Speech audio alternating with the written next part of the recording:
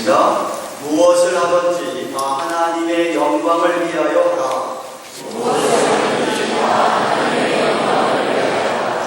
우리의 인격이 주님을 닮게 하소서.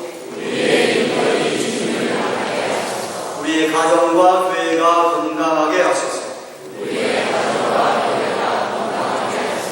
아멘. 마태복음 22장에 보면 예수님께서 이 땅에 잠시 계실 동안에 한 번은 사두개인들이 예수님을 찾아와서 한 가지 질문을 합니다. 사두개인들은 부활을 믿지 않는 사람들이었습니다. 예수를 찾아오는 예수님이 부활에 대해서 가르치니까 그 가르침에 시비를 걸려고 트집을 잡으려고 시험하려고 와서 물었던 것인데, 내용은 율법에 의하면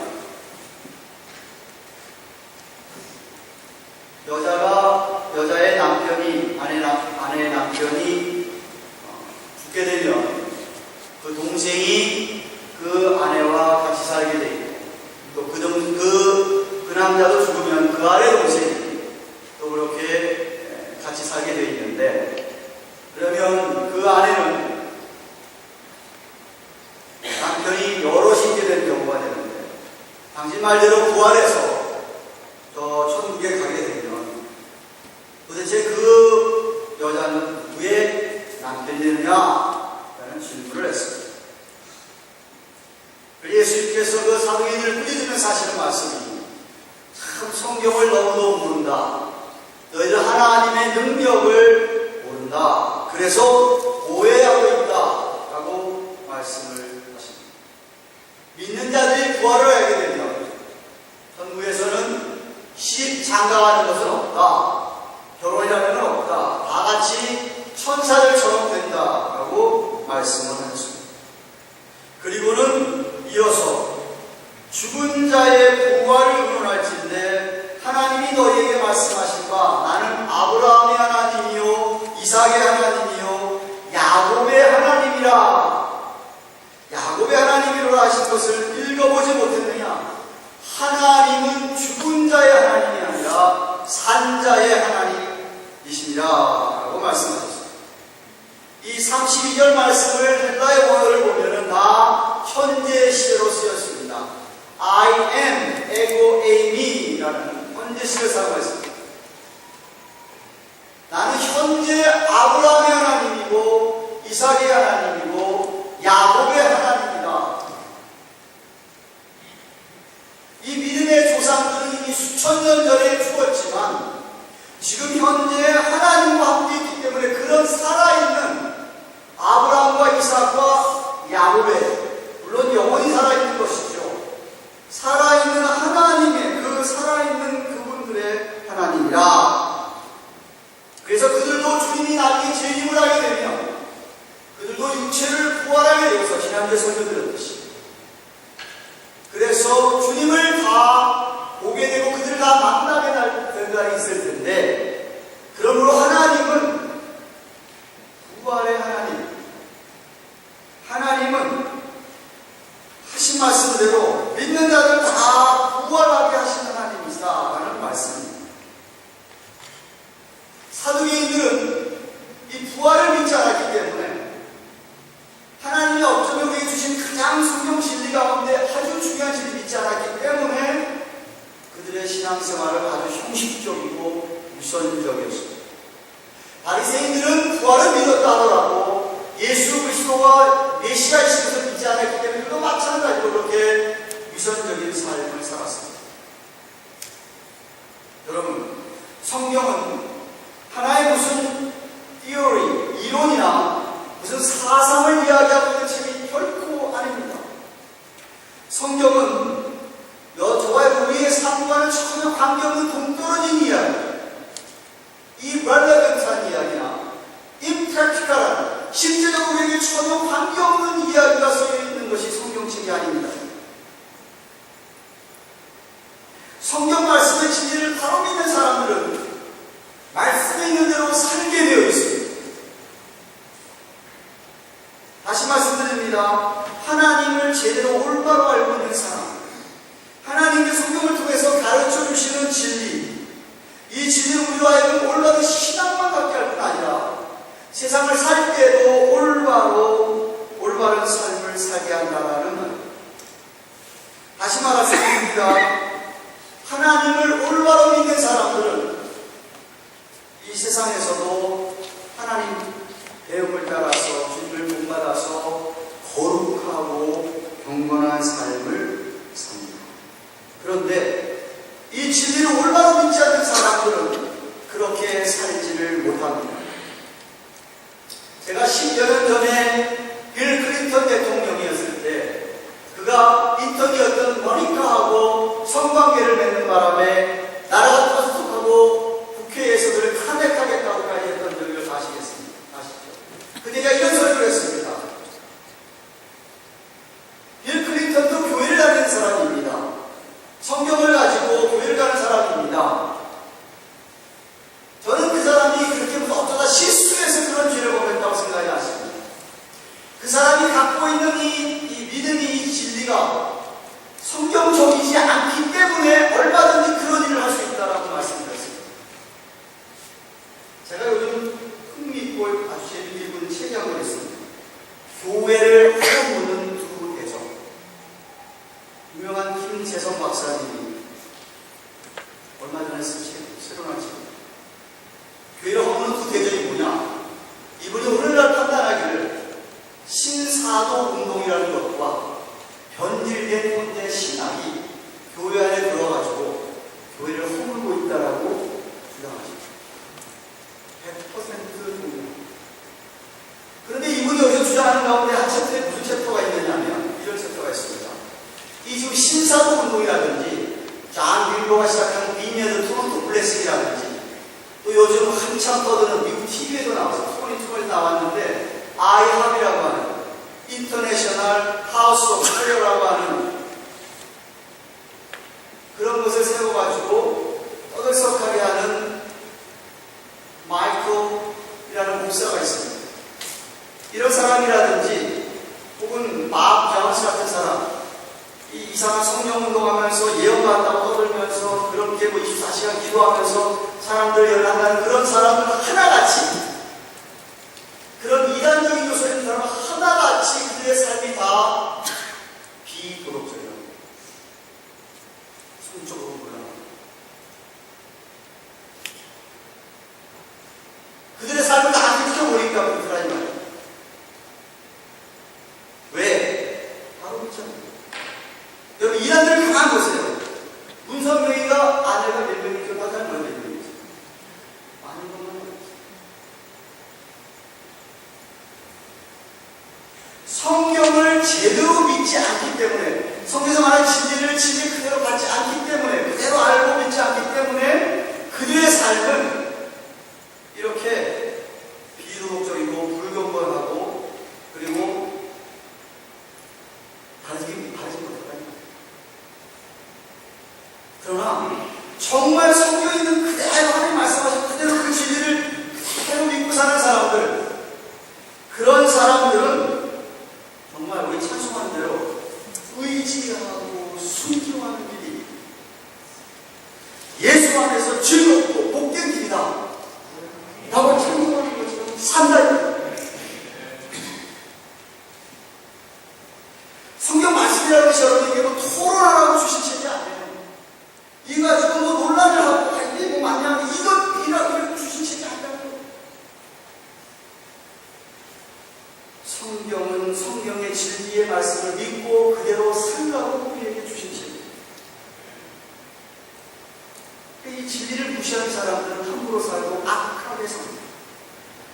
뭐 어떤 사람들은 여러분들이 뭐 그렇지 않은데요. 뭐 선한 것 같습니다. 착하게 사는 것 같습니다만 결코 하나님 보시기에 거룩한 삶을 살 수가 없고 그렇게 살지도 않습니다. 자기 중심 따라, 자기 야망 따라, 정욕 따라, 자기 마음대로 살고 죄를 진짜 밥 먹듯이 짓고 살죠. 여러분 사도 바울이 로마서를 기록할 때도 로마서 16장을 읽고 있습니다. 1장부터 11장까지는 올바른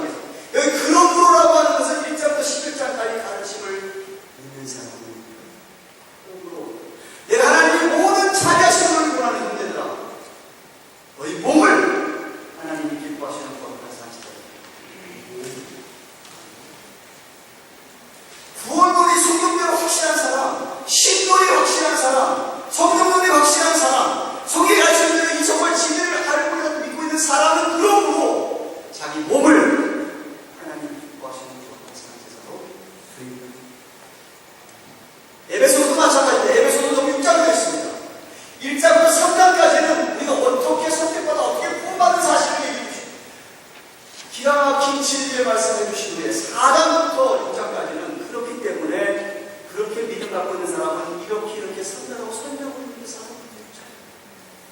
그래서 특별히 5장에서는 그러므로 그런 걸 따라서 사랑 가운데 나라고 사랑을 전하고 있습니다. 무슨 말씀이에요? 여러분이 뭘 믿고 있느냐? 진리를 믿고 있는 것과 실생활은 뗄래야 뗄 수 없다는 겁니다. 그 사람의 생활이 정말 엉망진창인 것은 그 사람 믿는 것이 엉망진창이기 때문에 살게 되는 거예요. 그 사람이 바로 믿고 있다고 한다면 절대로 사람에게 살 수가 없습니다. 머릿속으로만 믿는 믿음 같은 건 그렇게 살 수밖에 없지만 그 사람의 믿음이 머리에서 아는 곳에서 가슴으로 내려온 사람이라면 그렇게 못 산다는 거예요.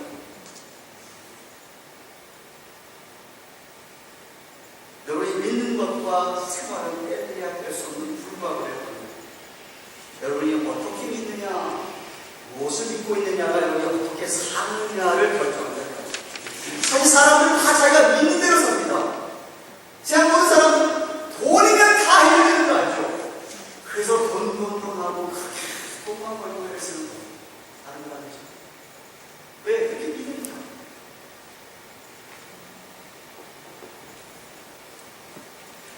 아니 죽으면 그만이지 무슨 부활이 있느냐? 그런 사람은 그렇게 믿기 때문에 이 세상에 함부로 막 산다 이 말입니다.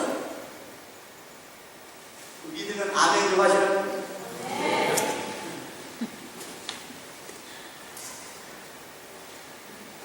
바울은 제가 지난주에 우리 육체의 부활에 대해서 말씀드렸습니다. 다음 주에 다음 주에 35년 나와서 또 육체가 또 얘기하는 제가 그걸 습관하고 다른 이야기 한번 하시죠. 그런데 오늘 본문에서는 바울이 뭘 얘기하고 있냐? 만약 우리가 이 영적인 부활, 육적인 부활을 믿지 않는다면 이 주와 승리에서 가장 중요한 이 부활을 믿지 않는다면 우리가 이렇게 모여서 힘을 내고 주님 오신 날을 사모하면서 이렇게 주님 위한 삶이 의미가 없다는 왜? 공기가 사라집니다. 그냥 아무렇게나 살아도 되지 않겠느냐. 그런데 부활이 진짜이기 때문에, 그 진실이기 때문에 부활을 믿는 사람들은 저 부활을 믿는다는 그 부활을 믿기 때문에 이 삶에 많은 유익한 것들이 있다는 거예요. 특별히 세 가지 유익을 오늘 본문에서 말씀하십니다. 첫째로 무엇보다도 부활이 있다고 하는 것은 저와 여러분이 구원을 확신하는 데 유익이 된다. 구원의 확신을 가지고 살 수 있다는 거예요. 부활을 믿기 때문에, 부활이 있다는 걸 알고 있기 때문에 우리는 구원을 확신하고 살 수 있다. 29절 말씀 보십시오. 만일 죽은 자들이 도무지 살지 못하면 부활하지 않는다고 한다는 소리죠. 죽은 자들을 위하여 세례를 받는 자들이 무엇을 하겠느냐? 어째 저들을 위하여 세례를 받느냐고 했습니다. 이 구절은 성경 말씀 가운데 해석이 아주 난해한 어려운 구절 가운데 하나입니다. 우리가 성경을 해석할 때, 구절을 해석할 때 중요한 게 있고 조심할 게 있는데 그게 뭐냐면 절대로 성경 한 구절 가지고 한 구절만 딱 떼가지고 한 구절을 다 문자적으로 해석하는 것은 이단이 아니에요. 그렇게 해서 이단들이 생기는 거예요. 종교개혁가들이 이 부르짖는 게 뭐예요? 성경 해석, 성경은 성경으로 구별한다는 거예요. 그 구절이 다른 구절에서 어떻게 이야기하고 있고 그 전체 문맥에서 그 구절이 의미하는 게 뭐냐? 그렇게 성경을 보아야 된다는 거예요. 뿐만 아니라 성경 전체 조직신학적으로도 봐야 된다는 거예요. 그냥 한 구절만 갖고 해서 이게 그러니까 그렇다고 생각하지 말아요. 대부분 이단들이 그렇습니다. 한 구절만 가지고 그것을 생각했다는 거예요. Taking out of verse out of context. 자기 마음대로 해서 거기 있는 대로 해서 그런 실수가 나와요. 오늘 이 29절 말씀을 그냥 이 말씀만 가지고 해석을 하자면은 여러분 이 말씀만 가지고 여러분 받아들이기 시작한다면 천주교에서 가르치는 것과 똑같습니다. 죽은 자들을 위해서 세례받자. 그런데 성도 전체 가르치는 그게 아니잖아요. 우리가 지난주에도 보았잖아요. 사람이 한번 죽으면은 구원받을 수 있는 기회가 없다고 해서 있다고 했어요. 없다고 했어요. 한번 죽으면은 그만입니다.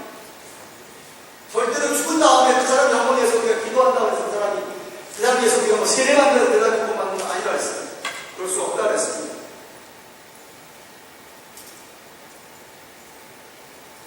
이 구절에 대해서 성경학자들 사이에서 해석하는 가운데 받아들일 수 있는 두 가지 큰 해석이 있습니다. 하나는 당시 고린도 교회 안에 이교도들의 영향을 받아가지고 이교도들이 죽은 사람을 위해서 막 기도하고 불교하는 뜻이에요. 이방 종교 믿는 사람들 가운데서 막 죽은 신들, 죽은 사람들 놓고 막 하듯이 예수를 믿는다고 하는 사람들 가운데서도 교회 안에 들어왔는데 교인 가운데서 죽은 자들을 위해서 자기가 대신 세례받겠다는 사람들이 있었던 것 같습니다. 이게 바울이 그것이 비성경적이지만 그럼에도 불구하고 만약에 여러분 그런 관습을 하고 있다고 하는 것이 부활이 없다고 하면 뭔 소리 있냐고 반문하는 이렇게 해석하는 것이죠. 그런데 또 하나는 여기 죽은 자를 위하여라는 문구에서 위하여라는 전치사가 헬라어의 가르라고 하는 전치사가 꼭 위하여라고만 해석이 번역이 안 될 수 있고 다르게도 해석이 될 수 있는데 앞에서 in front of라고 해석할 수 있다는 것이죠. 그래서 이 구절을 이 전치사를 앞에서라는 해석을 해서 죽은 자를 앞에서 산 사람들이 세례받는 자들, 그러니까 부활이 없다고 한다면은 이미 죽은 자들 앞에서 이 산 사람들이 믿음 때문에 세례받는 것이 무슨 소용이 있느냐, 그 무슨 의미가 있느냐라고 지금 바울이 반문하는 거라는 해석이죠. 저는 이 해석이 옳다라고 생각합니다.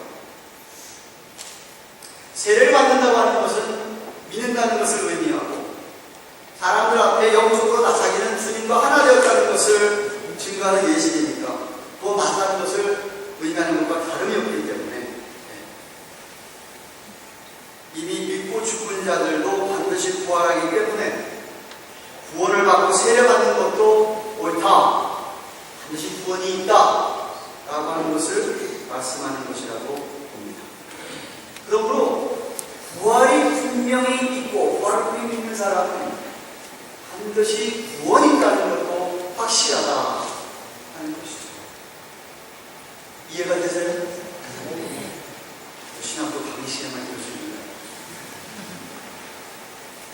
둘째로 부활의 유익, 부활이 있다는 것, 부활을 믿는다고 하는 것, 부활 소망이 있다는 것이 우리가 어떤 힘을 주느냐면 섬김의 유익입니다. 바울이 이어서 30절 31절에 이렇게 얘기합니다. 또 어찌하여 우리가 때마다 위험을 무릅쓰리요. 형제들아, 내가 그리스도 예수 우리 주 안에서 가진 바 너희에게 대한 나의 자랑을 보고 단언하노니 나는 날마다 죽노라. 정말 바울은 많은 위험을 만나게 됐습니다. 이제 고린도후서 1장을 보시면 제가 위험 만난 사실들이 고린도후서에 더 자세하게 나오는데 정말 그는 예수를 믿고 난 다음에 다윗에서 예수를 만난 후로부터는 정말 그의 삶은 위협이 없는 적이 없을 만큼 그런 어려운 삶을 살았습니다. 그런데도 불구하고 바울이 그런 많은 위험을 무릅쓰고라도 자기가 주님을 섬기고 복음을 전할 수 있었던 것은 부활이 있는 것을 알고 있기 때문이다.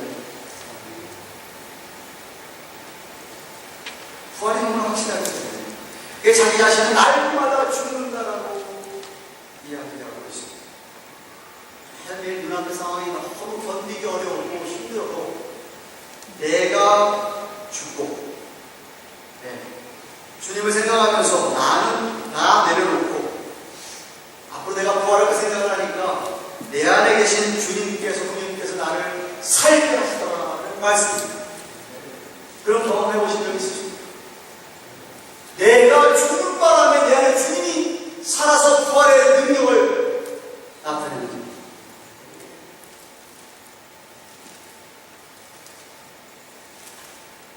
정말 자신이 날마다 죽었다가 살아나는 부활을 그는 실제 삶에서 경험하고 있었다. 마치 주님께서 마태복음 16장 24절에 아무든지 나를 따라오려거든 자기를 부인하고 자기 십자가를 지고 날마다 나를 쫓을 것입니다. 누구든지 자기 목숨을 구원하자 하면 잃어버릴 것이고 누구든지 나를 위해 자기 목숨을 잃으면 찾으리라 라고 제자들에게 말씀하신 것이죠. 여러분이 주를 위하여 하나님 섬기기 위하여 여러분 자신을 날마다 죽는다고 주님께서 여러분을 살게 하신다. 부활의 능력을 체험하십니다. 저는 믿는 자의 삶은 하루하루가 죽음과 부활을 경험하는 그런 삶이라고 생각합니다. 특히 여러분이 주님을 섬길 때, 여러분이 특별히 하나님을 섬기고 주의 일들을 감당하며 교회를 섬기며 여러분의 가정을 정말 섬길 때, 여러분이 죽으면 여러분 안에 계신 성령님이 살아 역사하십니다. 어떤 어려운 상황도 넉넉히 이겨나가게 하시는 분도 있습니다. 바울은 31절 말에 내가 범인처럼 이 소리는 보통 사람 아니야. 에베소에서 맹수로 덮고 싸웠으면 내게 무슨 유익이 있으냐고 했습니다. 이는 19장, 사도행전 19장에 나온 전도, 3차 전도 여행때 바울이 그 헬라 철학 사상가들과 이 아수란 무술한 사람들과 다투면서 그 논란을 하는 가운데 그들이 얼마나 핍박을 했는지 몰라요. 잡아 죽이려고 하고. 그때 바울도 얼마든지 혈기를 가지고 그들과 싸울 수 있었지만 자기는 그렇게 안 했다는 것입니다. 실제로 인간적으로 싸우는 방법이 아니라 그때도 나는 부활을 소망하면서 인내함으로 견뎠더니 자기 자신에게 얼마나 많은 위기가 있는지 모른다. 여러분 정말 부활과 신앙생활 여러분 정말 내가 하나님 나를 내부르셔도 나는 천국에 가고 주님을 만나게 될 거고 내리마시는 나를 도와주셔서 정말 내가 그렇게 영원히 인간을 만들고 살 그것을 정말 확신한 사람이라고 한다면 여러분은 주님을 잘 섬길 수 있습니다. 아무리 힘들어도 만나다를 고대하고 주의 상급을 바라보면서 우리 주님을 교회로 하나님 나라를 잘 섬길 수 있다. 그러니 얼마나 부활이라고 하는 것이 우리의 삶의 일입니다. 세 번째, 부활이 있으면 정말 부활을 내가 확실하게 있다는 걸 알고 믿고 그렇게 부활의 소망 가운데 살면은 어떤 유익이 있느냐면 성화, 거룩해져가는 유익이 있습니다. 바울은 우선 이사야서 2장 13절 인용하면서 32절 하반절에 뭐라고 얘기하냐면 죽은 자가 다시 살지 못할 것이면 부활이 없다고 한다면 내일 죽을 터이니 먹고 마시자 하리라 라고 했습니다. 그렇지 않겠습니까? 부활이 없으면 죽은 그날인데 모쪼록 힘들게 모쪼록 정말 이 세상에서 거룩하게 의롭게 정직하게 주님 닮아 살도록 하게 되면 죽은 것 그만입니다. 그냥 이 세상에서 버는 대로 실컷 흥청망청 쓰고 놀며 먹고 마시며 즐기지 않게 된다는 거예요. 그러나 바울이 뭐라고 얘기합니까? 33절 34절에 속지 말라. 속지 말라. 악한 동무들은 선한 행실을 더럽히나니 깨어 의를 행하고 죄를 짓지 말라. 하나님을 알지 못하는 자가 있기로 내가 너희를 부끄럽게 하기 위하여 말하노라라고 했습니다. 즉 죽음 후에 아무 소망이 없는 사람, 죽음 그만이라고 생각하는 사람들은 정말 그렇게 살 수 있을지 몰라도 부활의 소망이 있는 사람들은 사탄 마귀의 속임에 유혹에 속아 넘어가지 않는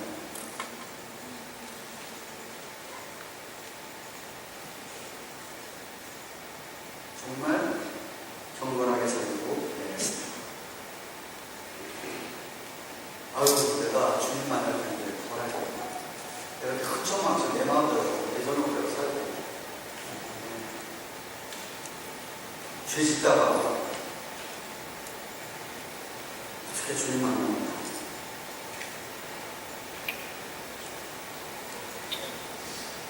그 유혹을 물리치다니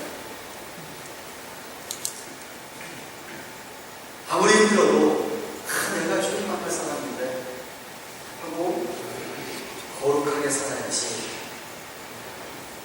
거룩한 삶을 추구한다는 거예요.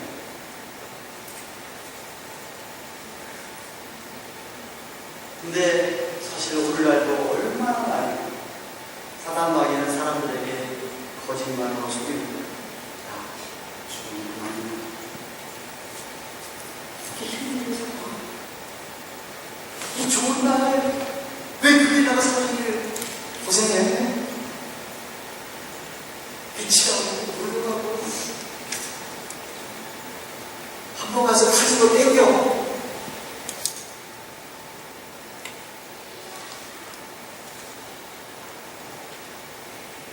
속지 말라고. 33절에 뭐라고 얘기하죠? 악한 동물은 선한 행실을 더럽힌다. 이 부분 당시 헤다의 유명한 히브 시인이었던 이 메넨데로의 한 희귀의 대사를 바로 인용한 것으로 성경학자들이 생각합니다.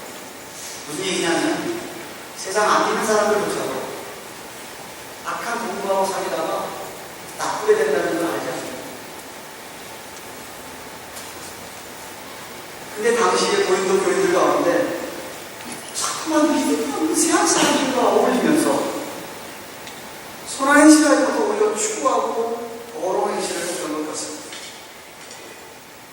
왜 그런 사람들이 이렇게 사느냐? 이 부활의 신앙이 확실하지 않기 때문에. 부활의 신앙이 확실하기 때문에. 하나님의 잘 모르기 때문에는 부끄러움을 당하게 부끄럽게 하기 위해서 말한다고 얘기하고 있습니다. 34절 하반입니다. 그러니까 뭐예요?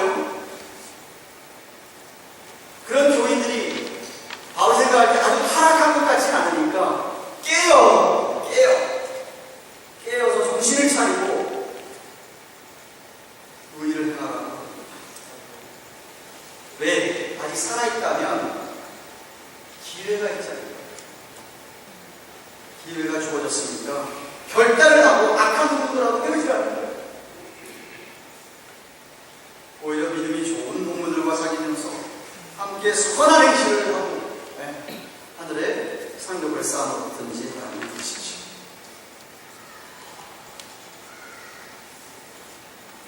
내일이라도 주님 부르시면 그래 나는 뭐 할 거야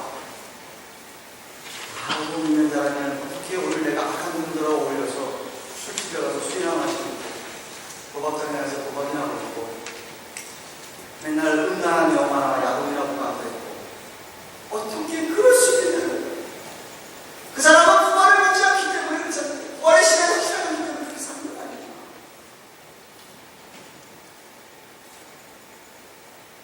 갈라디아서 6장 7절 9절에 스스로 속이지 말라. 하나님은 만물이 경이 여김을 받지 아니하시나니 사람이 무엇으로 심든지 그대로 자기 육체를 위하여 심는 자는 육체로부터 썩어진 것을 거두고 성령을 위하여 심는 자는 성령으로부터 영생을 거두리라. 우리는 서로를 행하되 낙심하지 마시는 피곤하지 않는 때가 있는 겁니다. 우리는 심대로 거두게 되어 있습니다. 불의를 심은 사람, 악한 걸 심은 사람, 의를 심은 사람, 선한 것을 심은 사람, 하나님께서 상급과 복을 주십니다. 그러므로 영적 길에 제발 관심 있고 매일